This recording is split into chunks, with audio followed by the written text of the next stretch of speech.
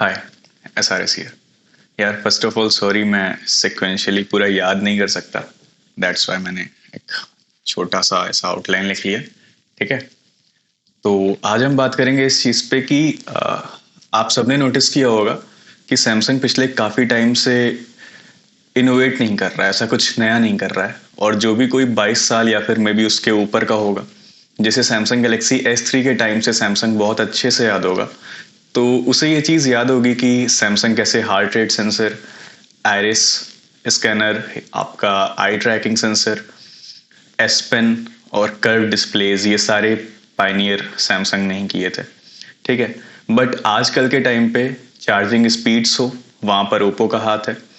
Under display fingerprint scanners Vivo कर रहा है एपेक्स के थ्रू, या फिर उस सीमॉस सेंसर को की साइज बढ़ाना, ये सारे वीवो ये सारे काम कर रहा है। मोटराइज्ड कैमरा ओप्पो वीवो मिलके कर रहे हैं। पेरिस्कोप कैमरा हुआवे, और स्क्रीन टू बॉडी रेशियो में भी कोई भी हो, एटलीस्ट वहां सैमसंग का नाम नहीं है। ठीक है, तो अब मैं यहाँ पे ये 11 पॉइंट्स ऐसे रखूंगा जो आपको ये बताएंगे कि क्यों ऐसा हो रहा है, क्या ऐसे बिजनेस इनसाइट्स हैं जिसकी वजह से सैमसंग स्मार्टफोन्स में इनोवेशंस पे ध्यान नहीं दे रही है। ठीक है, the first point is business is for profits not innovations. आप अगर एक बिजनेसमैन होते तो आप अपने बिजनेस से क्या चाहते, कि वो प्रॉफिट निकाले, या आप ये चाहते कि वो ज्यादा से ज्यादा इनोवेशन करे? Definitely business is meant for profits only. तो अभी मैं 2020 के फर्स्ट क्वार्टर की कुछ डेटा आपसे शेयर कर रहा हूं जो मुझे सैमसंग न्यूज रूम की साइट पे मिले हैं। तो ये पूरी तरीके से जेन्युइन है। मैं सबसे पहले बताऊंगा कंसोलिडेटेड रेवेन्यू, ये सारे ट्रिलियन साउथ कोरियन वॉन में होंगे।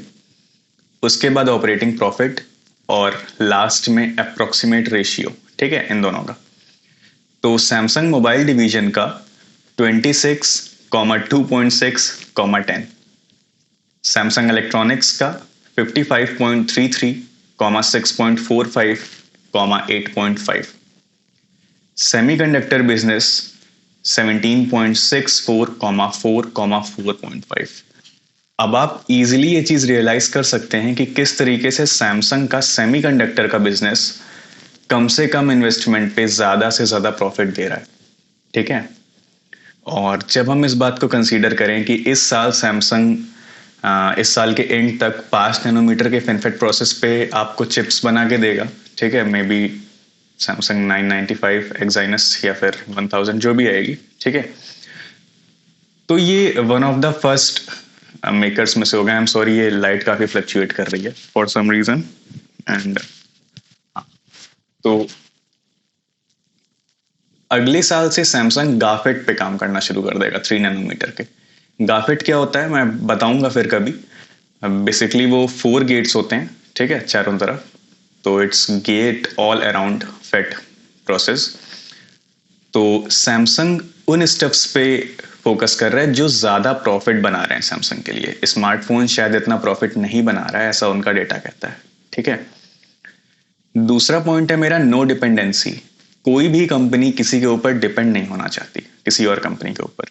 लाइक आप एप्पल वर्सेस गूगल का कॉन्सेप्ट देखो। बिजनेस में कोई कुछ नहीं कह सकता क्या होगा अगर कल पूरी तरीके से गूगल को खत्म कर दिया जाए और एप्पल वहां पे मोनोपोली बना के बैठ जाए। ठीक है, हमने कभी नहीं सोचा था कि नोकिया कभी मार्केट में दिखेगा ही नहीं। तो क्या होगा अगर ऐसा हाल हो? तो क्या सैमसंग को जगह मिलेगी स्मार्टफोन मार्केट में? अब यहां तक कि सिर्फ इतना ही नहीं, सैमसंग पूरी तरीके से गूगल पर डिपेंड नहीं होना चाहता और गूगल पूरी तरीके से सैमसंग पर डिपेंड नहीं होना चाहती। एग्जाम्पल के तौर पे गूगल के ऑपरेटिंग सिस्टम का राइवल है माइक्रोसॉफ्ट का विंडोज। ठीक है, और सैमसंग ने माइक्रोसॉफ्ट के साथ हमेशा पार्टनरशिप की है। आज भी आप सैमसंग के नोट लाइनअप्स को माइक्रोसॉफ्ट के साथ ही पार्टनर देखते हैं हमेशा। ओकुलस के साथ सैमसंग ने वीआर हेडसेट्स वगैरह बनाए थे। अब ओकुलस क्या है? फेसबुक की कंपनी है, और गूगल का जो मेन प्रॉफिट आता है वो एडवर्टाइजमेंट से आता है, और यही फेसबुक का भी है। तो basically Facebook is direct competitor of Google in that segment. तो आप उसके साथ पार्टनरशिप कर रहे हो। पर ऐसा नहीं है कि गूगल ऐसा नहीं करती, गूगल भी ऐसा ही करती है। एलजी HTC, मोटोरोला, इन सब के साथ पार्टनरशिप की या फिर शेयर्स खरीदे, सैमसंग के नहीं लिए। ठीक है, तो गूगल भी नहीं चाहती है कि कोई पर्सनल एक प्लेयर पर्टिकुलरली खड़ा रहे एंड्रॉयड मार्केट में और राजा बना फिरता रहे, क्योंकि अगर ऐसा होगा तो मोनोपोली में आप जानते हैं कि प्राइसेस एग्रेसिव नहीं रहती, और एप्पल को बीट करने का सबसे बड़ा तरीका प्राइसेस को एग्रेसिव रखना ही है। ठीक है, अब मेरा पॉइंट कहाँ पे आ रहा है? मेरा पॉइंट ये आ रहा है कि ये सारी जो डिपेंडेंसी खत्म करने की कोशिश की जा रही है, ये इसके लिए सैमसंग ने पहले बहुत इनोवेशंस किए हैं। जैसे एंड्रॉयड को रिप्लेस करने के लिए टाइजन, अगर आपको याद होगा maybe Samsung G series थी। ठीक है, और बिक्सबी गूगल असिस्टेंट को रिप्लेस करने के लिए, और आपका डेक्स, सैमसंग डेक्स, जैसा आज क्रोमबुक आ रही है वैसा रिप्लेस करने के लिए। और ये सब के सब बहुत बड़े फेलियर थे।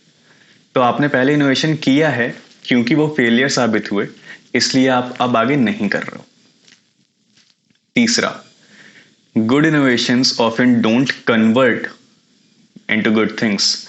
ठीक है, जरूरी नहीं है कि आप हमेशा अच्छा कुछ बड़ा करो, कुछ अच्छा इनोवेशन करो और वो अच्छी तरीके से कन्वर्ट हो, आपको अच्छा प्रॉफिट निकाल के दे।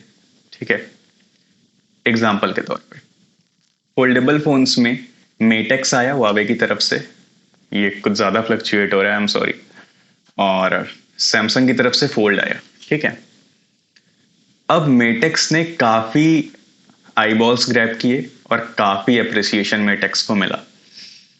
और मैं जानता हूं जो लोग मुझे थोड़ा क्लोजली जानते हैं उन्हें पता है कि एक आर्टिकल मुझे भी लिखना हुआ था, तो मैंने लिखा था कि हाँ मेटेक्स काफी बेहतर फोन है फोल्ड से, बट मैंने बेहतर की बात की थी, प्रैक्टिकलिटी की बात नहीं की थी। ठीक है, तो जब भी आप कभी ये चीज देख रहे हो कि एक तो मेटेक्स फोल्ड से महंगा था, ऊपर से वो फ्लैगशिप फोन्स में से थे। फ्लैगशिप फोन्स जरूरी नहीं है कि फीचर रिच हों, फ्लैगशिप फोन्स रिलायबल होने चाहिए, ये उनका सबसे बड़ा एक कैरेक्टरिस्टिक होता है कि फ्लैगशिप फोन रिलायबल बिल्कुल होने चाहिए। ठीक है, लेकिन मेटेक्स का आउटी फॉर्म फैक्टर था, लाइक कंसीडर कि इधर और इधर स्क्रीन है, तो दिस इज मेटेक्स। ठीक है, this is it in the folded form. तो बेसिकली वो लगातार it is prone to the scratches.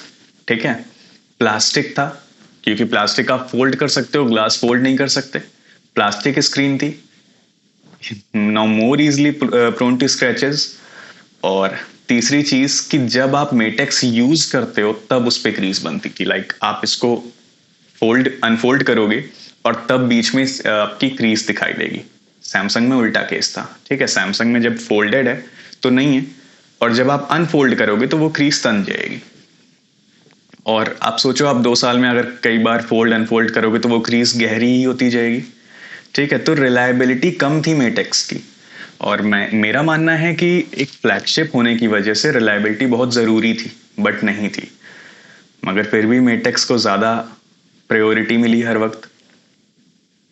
तो ये शायद एक एग्जांपल है ये प्रूफ करने के लिए कि innovations need to be cool. Innovations अगर कूल नहीं होंगे तो वो मार्केट नहीं हो पाएंगे अच्छे से, और इनिशियल प्रॉफिट्स आपको नहीं मिल पाएंगे।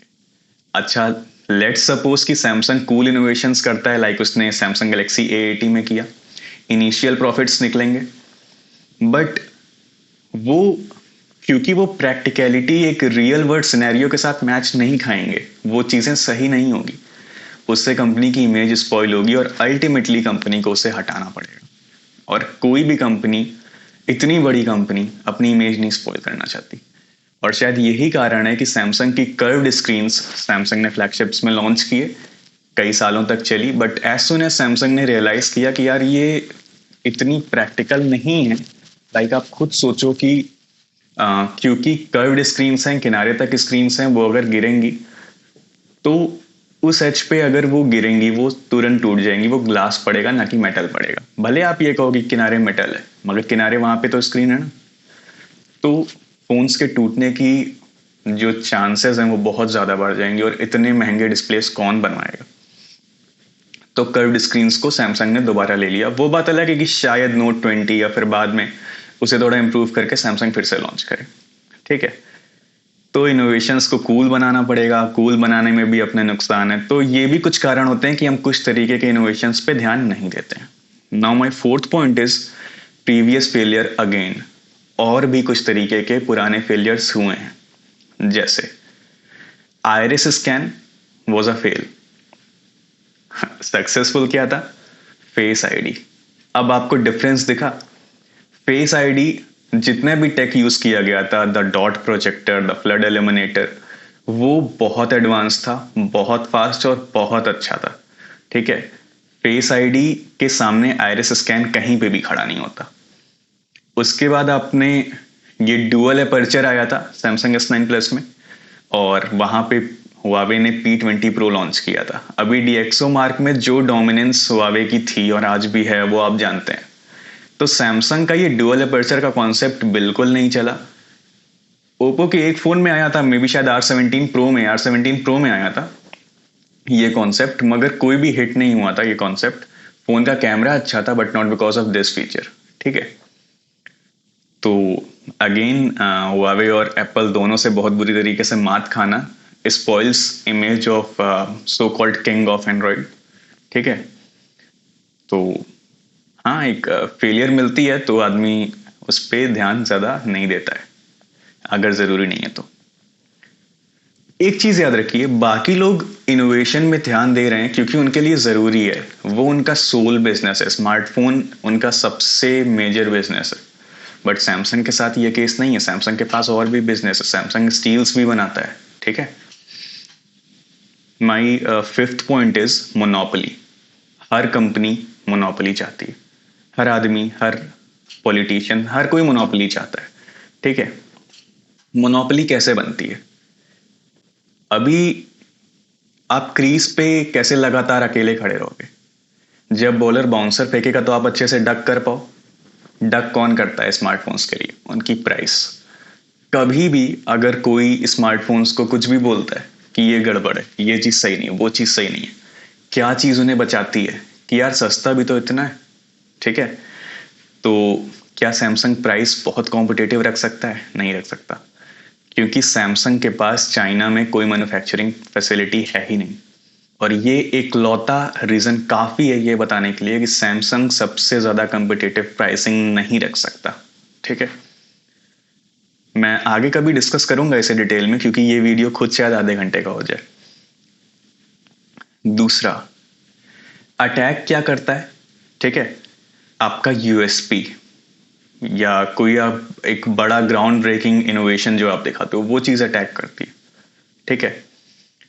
अब ठीक है, आपने इनोवेशन कर दिया, वो चीज अटैक कर रही है, बट उसकी कॉस्ट कैसे निकलेगी? क्योंकि कॉस्ट निकालने के लिए आपको सर्विसेज प्रोवाइड करने होंगे। मे बी आप उनसे पैसा लो, जैसे एप्पल करता है, लेकिन सर्विसेज तो यहाँ पे सारी गूगल की है, तो आप सर्विसेज से भी क्या ही पैसा निकालोगे, ठीक है। तो इन दोनों ही तरीके में, किसी भी आप तरीके में जाओगे, आपके प्रॉफिट मार्जिन तो गिरने ही गिरने। अब मेरा सिक्स्थ पॉइंट है, Samsung is not all about just phones. Samsung सिर्फ स्मार्टफोन नहीं है, ठीक है। चिप मेकर्स में सैमसंग ने इंटेल को क्रॉस कर लिया, ठीक है। इमेज सेंसर्स में इसने सोनी को क्रॉस कर लिया। तो ये सिर्फ स्मार्टफोन्स के लिए नहीं है। जहां पे आपके कंपटीशन कम है, आप वहां पे अगर लोगों को ओवरटेक करके आगे निकल रहे हो, आपका काम ज्यादा आसान है वहां पे खेलना, ठीक है। तो आप फंडिंग वहां लगाना चाहोगे। और कुछ ऐसा ही कारण है कि सोनी ने भी, क्योंकि प्ले स्टेशन के थ्रू फोन से 3 गुना ज्यादा कमाई की है, तो सोनी भी एक्सपीरिया 1 Mark II सिर्फ कॉन्टिन्यूटी बनाए रखने के लिए लॉन्च करता है। क्योंकि मैं कभी बताऊंगा इस बारे में कि कंपनी क्यों कॉन्टिन्यूटी बनाए रखना चाहती है, क्यों अपने फैन बॉयज को खोना नहीं चाहती है, और क्यों मार्केट पूरी तरीके से नहीं छोड़ना चाहती है, ठीक है। एसटीसी भी नहीं छोड़ रही है, अगर आपको याद हो तो, ठीक है। तो ऐसा क्यों होता है? बाय द वे, मेरे कहने का सेंस ये है कि Samsung is not just about phones. तो जो चीज सैमसंग कर रही है, इसीलिए कर रही है क्योंकि सेम कुछ इस तरीके की चीज सोनी ने भी की है। सोनी पहले वायो के लैपटॉप्स लाती थी, वायो रेंज थी उनकी काफी अच्छी थी, एक्सपीरिया की काफ़ी अच्छी रेंज थी स्मार्टफोन्स की, बट उन्होंने बंद कर रखा है। अब Samsung is not all about phones. ये चीज़ मैं सबसे अच्छा एग्जांपल ये दे सकता हूँ, मैंने कई बार ये चीज़ बोला है कि सैमसंग ने आईफोन 10 को डिस्प्लेस बेच के ज़्यादा प्रॉफिट्स कमाए व्हेन कंपेयर टू उसने नोट 8 की पूरी यूनिट्स वर्ल्ड वाइड बेच के जितना कमाया। अभी आप सोच लो कि सैमसंग प्रॉफिट्स कहाँ से निकाल रहा है ज़्यादा। प्रॉफिट्स ही तो चाहिए यार ना। प्रॉफिट्स ही चाहने के लिए और भी काफ़ी रीजंस थे, बट मेनली प्रॉफिट्स के लिए ही और एक सस्टेन्ड रेगुलर अपडेट्स पुश करने के लिए ही एप्पल ने इंटेल को डिच किया है। ठीक है, मैं फिर कभी किसी वीडियो में बात करूंगा। और यस, 7th पॉइंट है वेट और वर्क टिल परफेक्शन। कंपनीज या तो वेट करना चाहती हैं जब तक वो चीज़ों को परफेक्ट होते हुए बाहर ना देख लें, या तो वर्क खुद करती हैं जब तक वो परफेक्ट ना हो जाए। दिस इज हाउ इनोवेशन या कोई नई चीज़ आती है मार्केट में। अभी एप्पल का क्या खेल है? एप्पल खुद वर्क करता है किसी पर्टिकुलर टेक्नोलॉजी पे जब तक कि वो उसे एकदम परफेक्ट ना कर ले, एंड दैट्स वाई एप्पल हमेशा बहुत लेट होता है। कुछ चीज़ों में तो एप्पल शायद इसके बहाने भी मारता है कि उसने फास्ट चार्जिंग नहीं इंट्रोड्यूस कराई, ठीक है, लेकिन हाँ, एप्पल कुछ ऐसा ही काम करता है। सैमसंग क्या कर रहा है? सैमसंग दूसरों को एक्सपेरिमेंट करते हुए देख रहा है। सैमसंग मार्केट का रिएक्शन देख रहा है उस पर्टिकुलर एक्सपेरिमेंटेशन पे, जैसे कि हाई रिफ्रेश रेट स्क्रीन्स। ठीक है, सैमसंग ने देखा वन प्लस को करते हुए, रेजर फोन को करते हुए, सभी को करते हुए। ठीक है, और जब ये लोग ये चीज कर रहे होते हैं तब सैमसंग परफेक्ट कर रहा होता है कुछ अपने यूएसपीस, जिसमें सैमसंग को बीट अभी तक कोई नहीं कर पाया। डिस्प्ले, एस पेन और भी कुछ चीजें। ठीक है, तो एक तो आपका ये कारण हो गया। और जो कोई मुझे ये बताएगा कि वेट और work till perfection Samsung Galaxy fold के लिए नहीं लगता है, तो यार मैं पहले भी बता चुका हूं, फिर बता रहा हूं कि कभी कभी हम कुछ चीजें इसलिए करते हैं ताकि हम अपनी टेक्नोलॉजिकल सुप्रीमेसी दिखाएं किसी ना किसी फायदे के लिए। जब ओप्पो की image as a premium brand खत्म हो रही थी तो उसने फाइंडेक्स निकाला था उस प्रॉफिट मार्जिन को कवर करने के लिए कि अब वो ज़्यादा प्रॉफिट ले पाएगा, लोग सोचेंगे कि देखो टेक्नोलॉजिकली कितना एडवांस्ड है और उस पर ट्रस्ट करेंगे। दूसरा, सेम उसी तरीके से डिस्प्लेज में अपनी सुप्रीमेसी दिखाने के लिए, क्योंकि लोग गूगल ने एलजी को फंड किया था, एलजी के थ्रू डिस्प्लेज लेना चाह रहा था, बट सैमसंग को ये प्रूव करना था कि मुझसे बेटर अभी कोई नहीं है, देखो मैं फोल्डेबल भी डिस्प्लेज बना रहा हूँ। सैमसंग ने कुछ इसीलिए वो 13 करोड़ की एक टीवी थी 85 इंच की सैमसंग की, वो सैमसंग ने बनाई थी।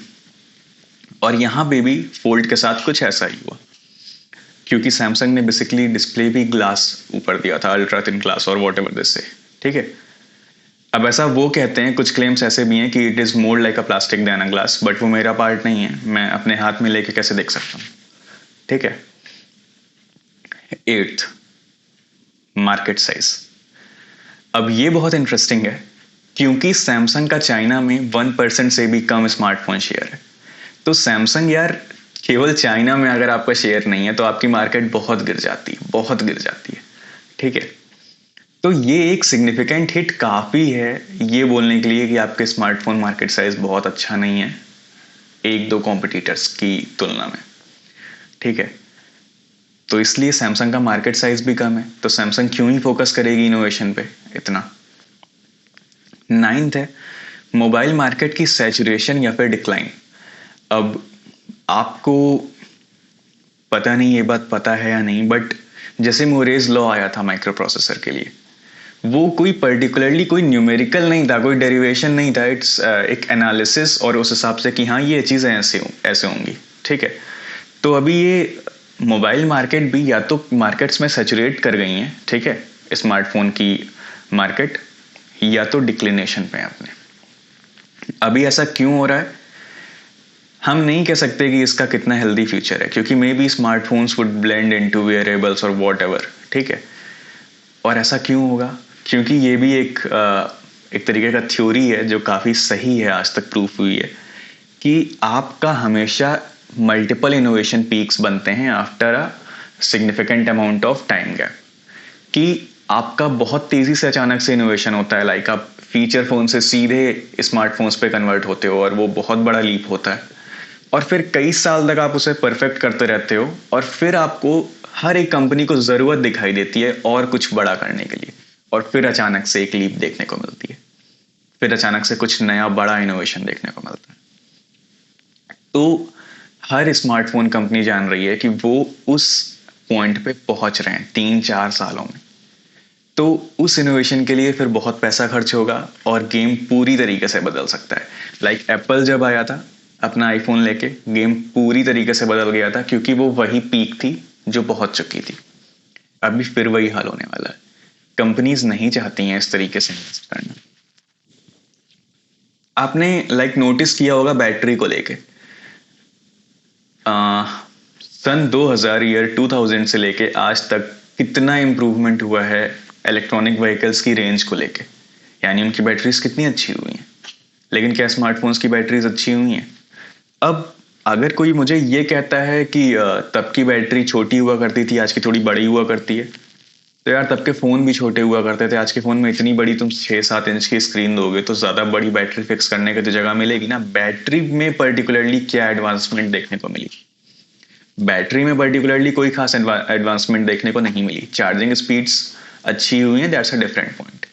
ठीक है, क्यों नहीं देखने को मिली? क्योंकि ब्रांड कोई चीज़ तभी करते हैं जब वो चीज़ करने का कोई फ़ायदा हो, उन्हें उससे प्रॉफिट निकालना, उस चीज़ की कोई ज़रूरत पड़ रही हो।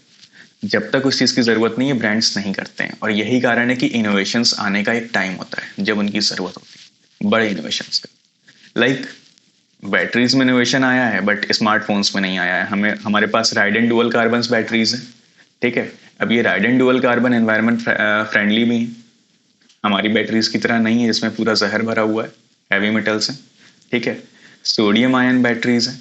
ठीक है, आपकी, ठीक है ये है नहीं आगे की दो, बट कंसीडर कर सकते हो कि ये रिसर्चेज में हैं अच्छे से, चाहे वो ग्राफीन हो चाहे वो नैनो वायर बैटरीज हो। ठीक है, नैनो वायर बैटरीज आप कई बार चार्ज कर सकते हो, इनकी चार्ज साइकिल बहुत अच्छी होती है। तो लेकिन वो इनोवेशंस हम बैटरी में नहीं देखने को मिल रहा है स्मार्टफोन्स में। तो ये एक बड़ा सोचने वाला विषय है। ठीक है, कि ऐसा क्यों? तो ये इसीलिए क्योंकि स्मार्टफोन मार्केट सैचुरेशन पे है या फिर डिक्लाइन पे है और ये अब इनोवेशन मांग रही है। ठीक है, माई 10th point is smartphone market बहुत कॉम्पिटेटिव है। इसके अलावा कोई भी आप मार्केट देख लो जहां सैमसंग खेलने की कोशिश करता है। सेमीकंडक्टर मार्केट, चिप मेकिंग में 3 ही 4 कंपनीज हैं। ठीक है, TSMC, बेसिकली TSMC में ही हुआवे की हाई सिलिकॉन आती है। ठीक है, फॉक्सकॉन इसी में बनाता है, मीडियाटेक, स्नैपड्रैगन, और बाकी ये सैमसंग। अब सैमसंग का सेमीकंडक्टर बिजनेस इतना अच्छा चल रहा है यार, उसने AMD के साथ पार्टनरशिप की है ग्राफिक्स के लिए। AMD की ग्राफिक्स सबसे अच्छी हैं इधर बीच। तो AMD खुद अपनी एक चिप ला रही है, शायद मे बी C7 नाम देगी। तो इट्स लाइक कि जहां थोड़ा कंपटीशन कम है, स्पेशली डिस्प्लेस के मामले में सैमसंग के पास कोई कंपटीशन नहीं है। तो जहां कंपटीशन कम है ना यार, कंपनी वहां लड़ना चाहती है क्योंकि वहां वो प्रॉफिट मार्जिन कुछ भी खींच सकती है। तो अभी सैमसंग ने देखो वीवो को भी अपने चिप्स बेचने शुरू कर दी। तो मे बी ये शायद फ्यूचर में एंड्रॉइड पूरे सिस्टम को ओवरटेक कर ले इन चिप मेकिंग। ठीक है, तो क्योंकि स्मार्टफोन की मार्केट कॉम्पिटेटिव बहुत है, इस वजह से प्राइसेस कम रखनी पड़ेंगी और प्रॉफिट डिक्रीज होगा।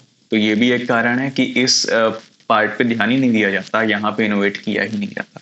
क्योंकि इनोवेट करके निकालोगे पैसा कहाँ से? पैसा भी तो निकालने हैं। और यही कारण होता है कि मैं बताऊं कि जैसे A80 आया सैमसंग का, शुरुआत में वो काफी महंगा आया बट ओवर द टाइम वो सस्ता होता चला गया बहुत तेजी से। क्यों होता है ऐसा? क्योंकि किसी भी कंपनी को, आप बिलीव नहीं करोगे, किसी भी कंपनी को कोई भी आइडिया नहीं होता कि उनका कौन सा फोन कितना बिकने जा रहा है। कोई आइडिया नहीं होता। शाओमी ने जो सोचा था उससे 5 गुना ज्यादा फोन बिकना शुरू हुए शाओमी ने। ठीक है, वन प्लस का वही हाल था। नोकिया शुरुआत में लगातार अपनी मैन्युफैक्चरिंग फैसिलिटीज बढ़ाते बढ़ाते इतनी बड़ी कंपनी बना, और इसीलिए वो बाद में स्विच नहीं कर पाया क्योंकि उसने बहुत बड़ी अपनी फैसिलिटी बना रखी थी। क्योंकि वो अगर सोचता था कि 1 करोड़ फोन बिकेंगे तो 10 करोड़ फोन बिक रहे थे, उसे बहुत तेजी से बनाने पड़ रहे थे। तो आप कभी प्रेडिक्ट नहीं कर पाते हो, भले आपको देखने में लगे कि नहीं नहीं ये तो पता लग जाएगा ना कितने फोन बिकेंगे। तो जब भी कोई कंपनी फोन्स बनाती है तो उसे एक मिनिमम सेट पता होता है कि मिनिमम इतने तो बिकने बिकने, तो वो अपने R&D का, अपने हर एक चीज का पूरा खर्चा उसी पर्टिकुलर सेगमेंट से, उसी पर्टिकुलर यूनिट से निकालना चाहती है। ठीक है, तो उसके लिए वो उनकी प्राइसेस उस हिसाब से सेट करती हैं। फिर जैसे जैसे वो पैसा उनका निकल आता है तो वो प्रॉफिट्स बनाने के लिए अच्छे से उन प्राइसेस को घटा बढ़ा सकती हैं अपने हिसाब से। ठीक है, तो एक ये भी कारण होता है प्रॉफिट घटने का, कि प्रॉफिट तो यार घटना ही घटना है ना, इनोवेशन क्या ही करोगे तुम, क्यों ही करोगे। और मेरा 11th पॉइंट ये है, सिंपल सा एक हिसाब से सम अप है इन सारे पॉइंट्स का, कि ज़्यादा यूनिट्स बेचने का मतलब कभी ये नहीं होता है कि आप ज़्यादा इनोवेटिव हो, और इसका मतलब कभी ये नहीं होता है कि आपको प्रॉफिट ज़्यादा मिल रहे हैं। तो ये एनालिसिस 11th पॉइंट थोड़ा और अच्छे से समझने के लिए वन प्लस की बिजनेस एनालिसिस मैंने की थी, इधर इधर कहीं पे आपको मे भी दिख जाए। ठीक है, तो वो देख लेना। बाकी हाँ यार, ये 11 पॉइंट्स थे, इसमें कुछ आपस में ओवरलैप भी हो रहे हैं, but basically they are the discrete points जो मुझे कवर अप करने थे कि सैमसंग क्यों इनोवेट नहीं कर रहा है। और इसका सबसे मेजर कारण सिर्फ यही है कि Samsung is not about just phones, and every company, every brand, every business wants to have a sustainable profit rather than just selling more phones, और rather than कि आप सबको दिखाओ कि यार मेरी बहुत टेक्नोलॉजिकल सुप्रीमेसी है और मैं सबसे अच्छा हूँ। This is been it, bye.